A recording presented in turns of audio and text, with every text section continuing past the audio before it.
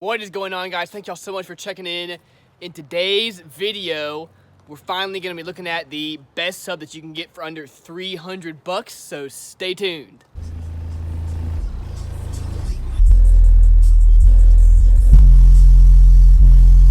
Alright guys, so back here I have 4 of the most highly requested subs on my channel under that $300 mark. I have made full reviews on all these, so go check them out if you want a more detailed, in-depth review of them. But in today's video, we're going to be looking at all of them and seeing where each one of them is better and where each one of them has its issues. So we're going to just take a look at all of them, look at all the specs, look at build quality. We're going to do a DB test to see how loud each of them get, and then do a musical RMS test to see if they can withstand their RMS power. And then we're, of course, just going to play some songs so y'all can hear how they sound and just kind of see how they move, guys. Over here, starting out, we have the SoundQubed HDX3 Bonce Apocalypse SA270 Skar VXF. And last but not least, American Bass HD. All right, guys, let's take a look at these. We're, of course, just going to start from the left and work our way right. But let's take a look at it. This is the most expensive sub out of the bunch. This is, of course, HDX3. Right at $279. It is 1500 watts RMS. It has a 300 ounce motor, a 3-inch USA coil. I'm assuming that means it's a copper coil, but not really sure. It has the black glue on it, and there is kind of a copper tint under the glue. So either way, very tough coil. Didn't give me any issues, and I didn't really ever even smell it. Of course, it has a cast aluminum basket, super heavy duty basket, really thick in here. Now, that does lead to an issue, though. This is by far the biggest basket in diameter of any of these subs, so it actually would not fit in my hole, and I didn't want to cut my hole out any bigger because then some other subs wouldn't seal and wouldn't screw down good. So I just had to invert it for my test, so no big issue. So let's get a real quick look at it. This one does not have a stitched surround like all the others, but I don't think that really matters. Seems to be glued on there just fine. Nice stiff dust cap. The FS is 27 hertz. The sensitivity is 84 dB, and then on the website it says X max is 36 millimeters. Now that must be either they meant 26 millimeters, which would be believable, or that's the full X max, both, you know, from top, very top to bottom. So maybe it's 18 in reality, maybe it's, you know, 20 something, who knows. Pretty sure that's just a typo on their part. We do have direct leads. It's a really high quality wire, super flexible. Looks to be about 8 gauge. And then moving on down to here, of course, we have the big old 300 ounce motor. Very cool sticker on it. So overall, really clean looking sub, guys. Well, let's see how it performs, then we'll get on to the next one.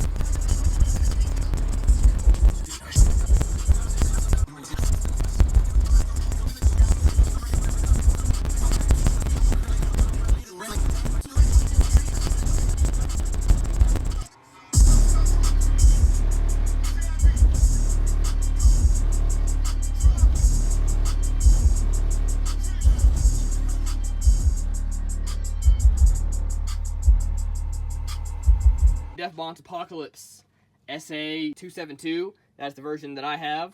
This sub is just a little bit of an outlier from all these subs, mainly just because it looks so much smaller. Smaller motor, shorter basket, smaller voice coil, but do not be fooled. This is a tough sub for sure.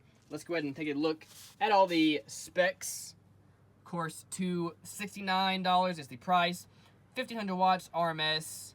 The coil is a 2.75 inch copper coated aluminum coil, so the smallest coil out of the bunch, but it took the RMS test no problem.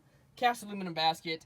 FS is 31 hertz. Sensitivity is 86 dB, and it has 18 millimeters of X-Max. So let's just get a quick look up at it. It had some nice throw to it. Again, probably the least of any of these subs, but I still thought it was pretty nice. Pretty stiff dust cap, nice stitching, real nice thick gasket, super cool basket, obviously unique to Def Bonce, whereas some of these baskets you see in a bunch of other subs. So if you're wanting something unique, definitely the way to go. Really nice terminals. We have the nice flat leads on there. Of course, just one on each side, but really high quality looking stuff. You can see that nice black coil down in there. And then, of course, really nice boot over this. Now, I couldn't find the exact size of the motor. Definitely a good deal smaller than these guys, maybe 200 ounce or something like that. But still a very respectable sub and did really, really well. Now, what I really liked about this sub just was the overall quality of the music. Did seem to be a little bit better, a little bit less geared towards SPL, and more geared towards being an all-around, a great everyday sub. So we maxed it out pretty bad there, but we got a 140.9, and that was at 4,258 watts.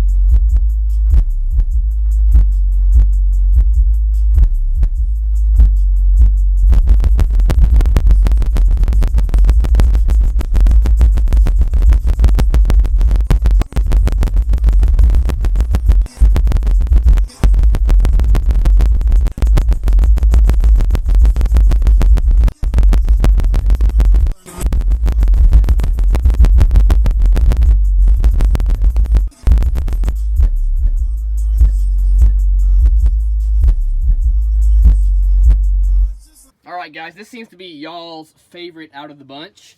This was the most requested sub out of any of these. This is of course the Skar VXF.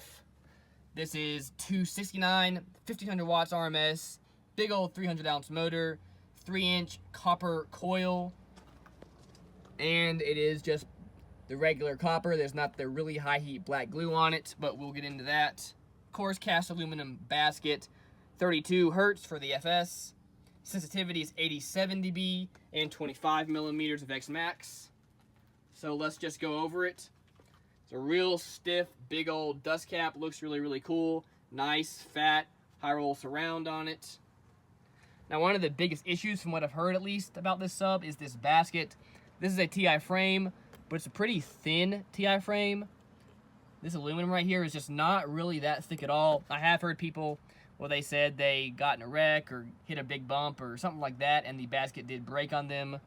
Whereas all these other baskets seem to be really, really sturdy. So just something to note there. Over here we got these really big old terminals. I love these terminals because they're so big. Really easy to fit multiple strands of wire in there. But what I don't like about them is they are super, super close. So if you're not careful, you could accidentally short something out when hooking these up. Of course, big old 3-inch coil in there. Real nice, beautiful motor. This thing is just a monster of a sub. Comes in a little under 50 pounds, I believe. So big old sub. Overall, don't have any complaints with it. It sounded good, it got loud, it got low, and I really enjoyed getting to use it. 141.4 and 2300 watts.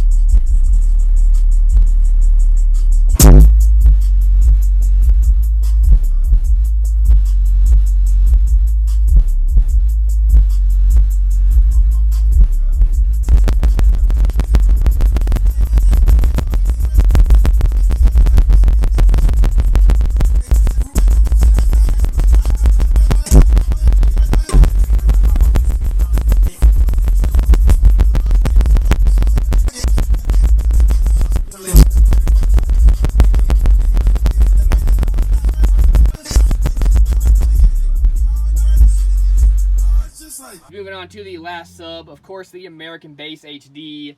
Let's see what we got going on here. They did retail for $269. Now, if you go to their website, it says 400 something. Their website's just ridiculous. I don't know why they do that, but normally you can find it for $269. However, because of coronavirus, it seems to be sold out pretty much everywhere. This does have the highest RMS rating of any of these at 2,000. It does have a 300-ounce motor, 3-inch voice coil, and it does have the black glue on it. Now, I'm not sure if it's copper-coated aluminum or what, but who knows. Cast aluminum basket, 37 hertz for the FS. Sensitivity is 86.5 dB and 21 millimeters of X-Max, so not quite as much X-Max as this guy, but still had plenty and still got pretty low and sounded good. So let's take a quick look at it. Of course, nice stitching over here, nice high roll surround, pretty stiff dust cap. I really like this basket. Same basket was on the XFL. Pretty cool. We do have nice direct leads with what looks to be about 8-gauge wire. We do, of course, have a spider down there and a spider way up here with a bunch of gaps in between. Of course, that nice 3-inch voice coil. Big old 300-ounce motor. Looks really clean and cool.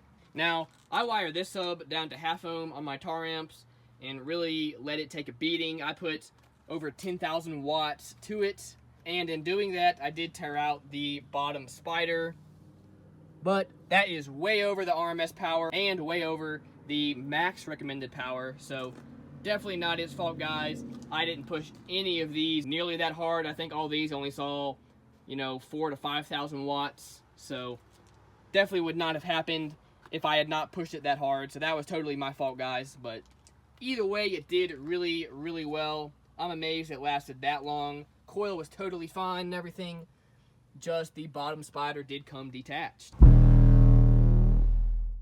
That was a 143.9, and that says we put 10,000 watts going through it, guys. That is ridiculous. Woo!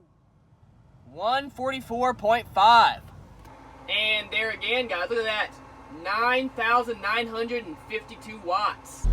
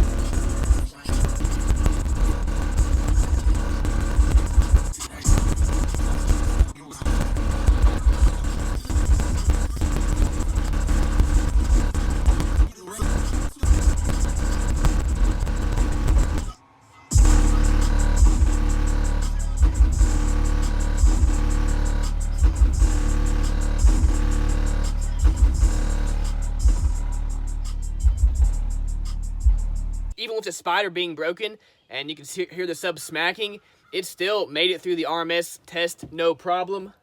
Well guys, I'm gonna tell y'all what I think, which ones I like the best and why. Now, I really can't pick an exact sub for everything because I think each of them has their pros and cons, but let's just kind of get a look at it. If you're wanting a super good overall quality sub, great build quality, great sound quality, this Def Bonce is gonna be what you want. It's also a little smaller sub, so not as heavy, not as beefy, and you can fit it in a smaller area, but it took that 1500 watts, absolutely no problem, guys. Took it like a champ, didn't really even smell it, I don't believe, so super, super impressed with it. For looking so much smaller than these others, it held its ground no problem. Now, if you're wanting a low-end monster, of course, the Skar, probably what you're gonna wanna go with.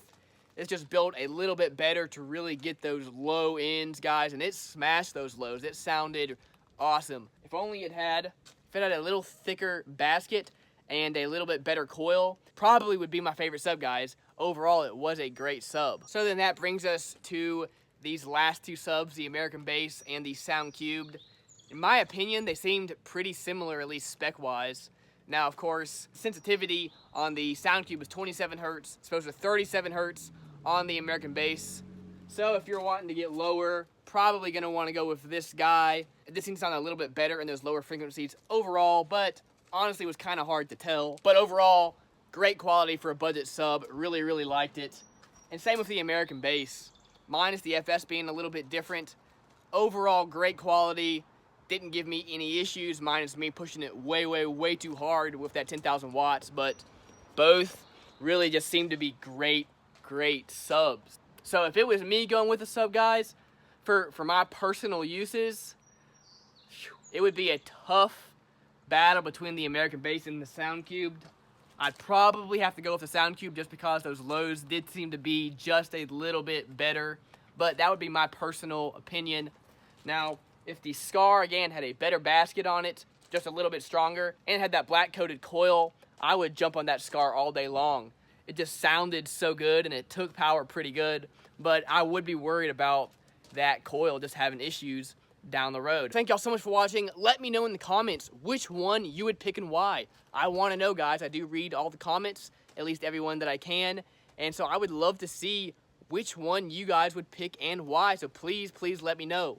There will be links in the description to where you can get all these subs, so go check those out. Those are affiliate links, so should you purchase anything after clicking on those links on Amazon or eBay, I get a little bit of a commission of whatever you buy, and that helps out the channel a bunch.